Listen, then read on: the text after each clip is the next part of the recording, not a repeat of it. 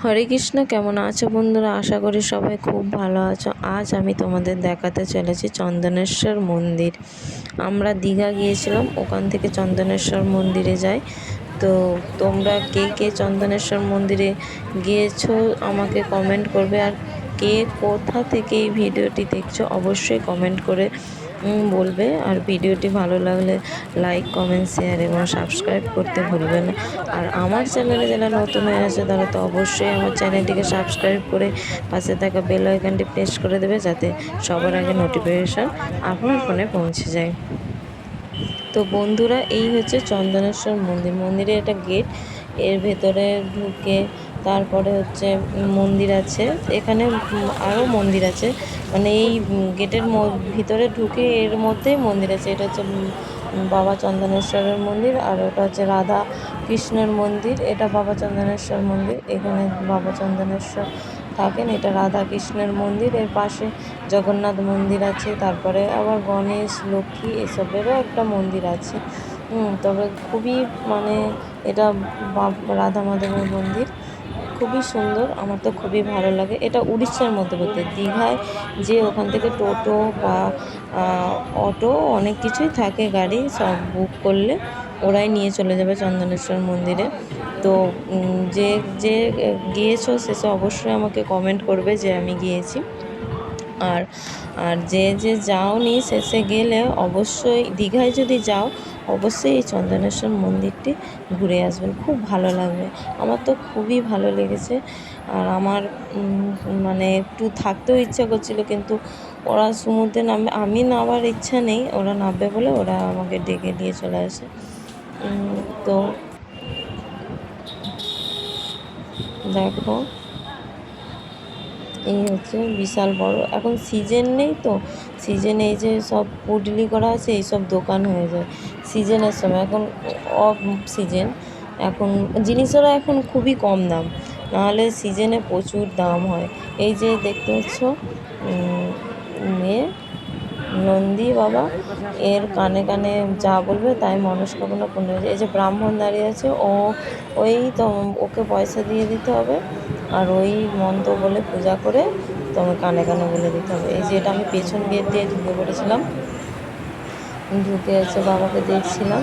তারপরে আমার ভয় লাগছিলো বলে যদি কিছু বলে, তারপরে আবার সামনের দিকে অনেকে পুজো দিচ্ছে। আমার মনটা এত হচ্ছিলো যে একটু যদি পুজো দিই তো বাবা চন্দনেশ্বরকে পুজো দেবো।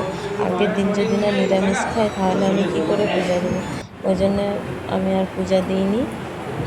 তো ঘুরে আবার সামনের দিক দিয়ে ঢুকলাম, ঢুকে বাবাকে পূজা দিলাম আর হচ্ছে প্রণাম করলাম। তো বাবার প্রণাম মন্ত্র কে কে জানো অবশ্যই কমেন্টে করবে, আর যদি না জানো আমি বলে দিচ্ছি।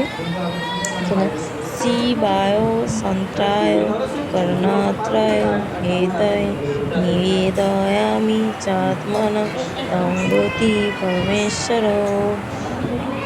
ওম নমঃ শিবায়, ওম নমঃ শিবায়, ওম নমঃ শিবায়। এই ওম নমঃ শিবায়, ওম নমঃ শিবায়, ওম নমঃ শিবায় এই 3বার এই মন্ত্রটি প্রতিদিন উচ্চারণ করা অবশ্যই সবার কর্তব্য। সবাই করলে বাবা খুব সন্তুষ্ট হয়।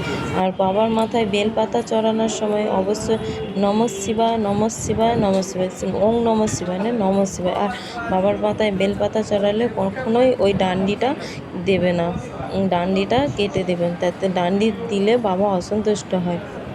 আর বাবার মাথায় জল ঢাললে তো সবাই ওম নমঃ শিবায়, ওম নমঃ শিবায়, ওম নমঃ শিবায় বলে। একবার রাধে রাধে বলে দেবে। আমি বলছি, আমি বলিনি, মানে বলেছেন বড় বাবা, হচ্ছে রাধে রাধে বললে বাবা খুব সন্তুষ্ট হন। বাবার গায়ের লোম খাড়া হয়ে যায়। বাবা এত সন্তুষ্ট হয়, তার যে ভক্ত এই কাজটা করে তার মনস্কামনা বাবা পূরণ করে। তাই সবাই ওম নমঃ শিবায় বলবে, রাধে রাধে বলবে। এই হচ্ছে জগন্নাথের মন্দির।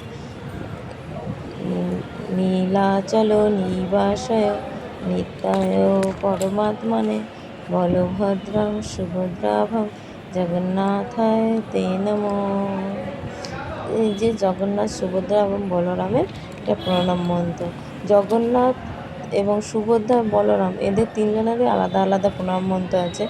তোমরা যদি কেউ জানতে চাও এই প্রণাম মন্ত্র তো আমাকে কমেন্ট করতে পারো, আমি অবশ্যই কমেন্টে রিপ্লাই দেবো, কমেন্ট করবে, আমি তাহলে আর একটা আলাদা করে ভিডিও বানাবো। জয় জগন্নাথ। ভিডিওটি এই পর্যন্ত। সবাই সুস্থ থাকুন, ভালো থাকুন। আমার ভিডিওটি ভালো লাগলে লাইক, কমেন্ট, শেয়ার এবং সাবস্ক্রাইব করতে ভুলবেন না।